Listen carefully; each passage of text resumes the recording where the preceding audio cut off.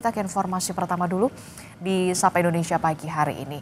Majelis Sidang Etik Polri menjatuhkan sanksi pemecatan terhadap Kompol Kosmas Kajugai, Komandan Batalion Resimen 4 Korps Brimob. Kompol Kosmas dipecat dari Polri buntut tewasnya pengemudi ojek online Afan Kurniawan.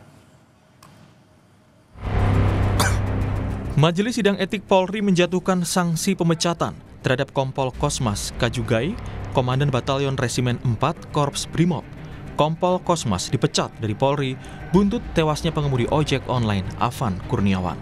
Komisi Kode Etik Profesi Polri menilai Kompol Kosmas terbukti melakukan pelanggaran etik berat setelah kendaraan taktis atau rantis Brimob yang ditumpanginya menabrak Afan Kurniawan hingga tewas. Sanksi administratif berupa penempatan dalam tempat khusus selama 6 hari terhitung mulai tanggal 29 Agustus sampai dengan 3 September 2025 di ruang Patsus Biro Provos di Propam Polri, dan penempatan khusus tersebut sudah dijalani oleh pelanggar. B.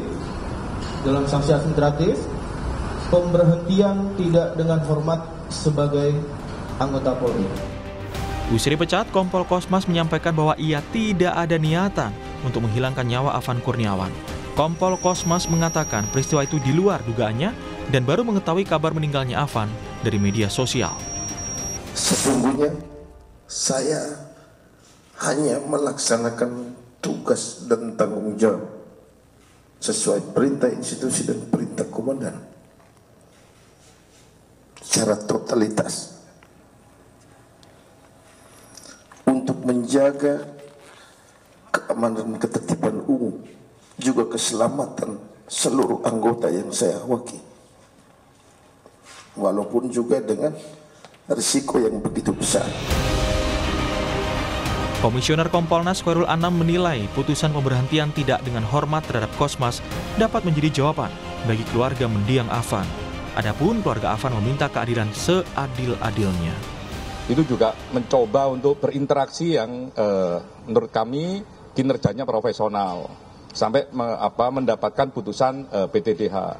Dan ini jadi sangat penting karena kami Kompolnas mendengarkan langsung apa yang disampaikan oleh keluarga korban kepada Pak Kapolri, kepada kami dan kepada Pak Kapolri secara langsung bagaimana keadilan, dan ini salah satu jawaban penting dalam proses itu.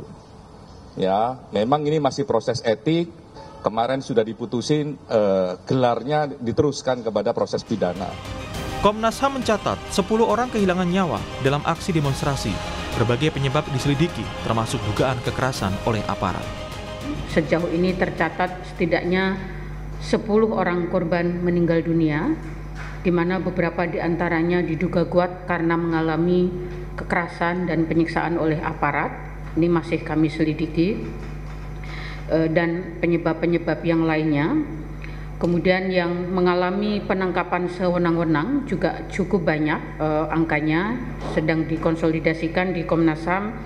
Yang mengalami luka-luka juga cukup besar datanya di berbagai wilayah di seluruh Indonesia. Penasihat ahli Kapolri meyakini ada penggerak dari para pelaku perusakan sehingga perlu antisipasi dari kepolisian. Namun antisipasi yang lebih besar dari Polri bukan untuk memberangus kebebasan. Kemudian dipelesetkan seakan-akan kita memberangus kebebasan, itu yang harus diluruskan di lapangan.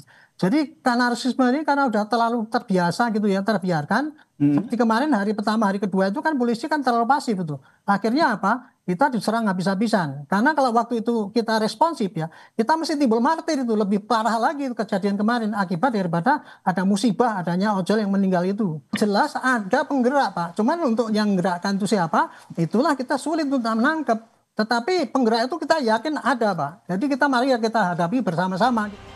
Selain Kompol Kosmas, ada Bribka Rohmat, sopir rantis yang juga menjalani sidang etik pada Rabu 3 September kemarin.